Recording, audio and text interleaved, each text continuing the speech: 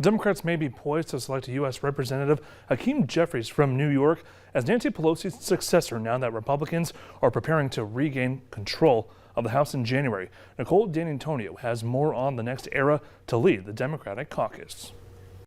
I will not seek re-election to Democratic leadership in the next Congress. House Speaker Nancy Pelosi's decision to step down from her historic leadership is giving way to a new era. For me, the hour's come for a new generation to lead the Democratic caucus that I so deeply respect. Democratic caucus chair Hakeem Jeffries is expected to announce his bid for minority leader, according to a person familiar with his plans. I think we all hope, in whatever capacity we find ourselves in, to continue to benefit from the wisdom, guidance, and advice of Speaker Nancy D'Alessandro Pelosi.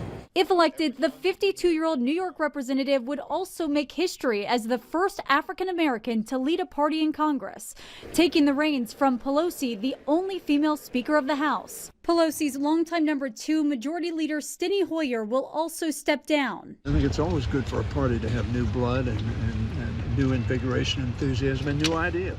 With the new Congress set to begin in January, Democrats have also announced plans to release an extensive report on the January 6th Capitol attack that month.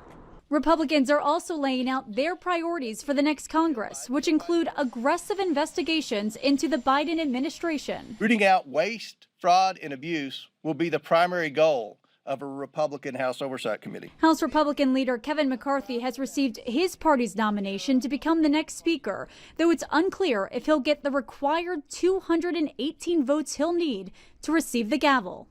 Nicole D'Antonio, CBS News, Capitol Hill. In a statement last night, Senate Minority Leader Mitch McConnell called Pelosi's impact consequential and said her path-breaking career is one that will long endure. House Republican Leader McCarthy was not present for Pelosi's announcement, telling reporters that he was in meetings. Montana's Attorney General says that fentanyl continues to be the biggest threat to public safety as drug seizures continue throughout the state at a record pace. Now, from the beginning of the year to September, Montana has seized 155,000 units of fentanyl. To put that into perspective, it's double the amount seized in the past 4 years combined. Now, the AG blames the Biden administration's border policies down by Mexico for the big increase in drugs. Well, as states continue to consider the pros and cons of legalizing marijuana for recreational use, a new study found that legalized use of marijuana is linked to a very slight increase in drinking alcohol, primarily among young adults and men. According to the study, between 2010 and 2019, states' recreational cannabis laws appear to be associated with about a 1 to 1.5% rise in alcohol use among adults in those states. Now, they also say that cannabis legalization has been associated with decreases in opioid prescribing and temporary reductions in opioid-related emergency room visits.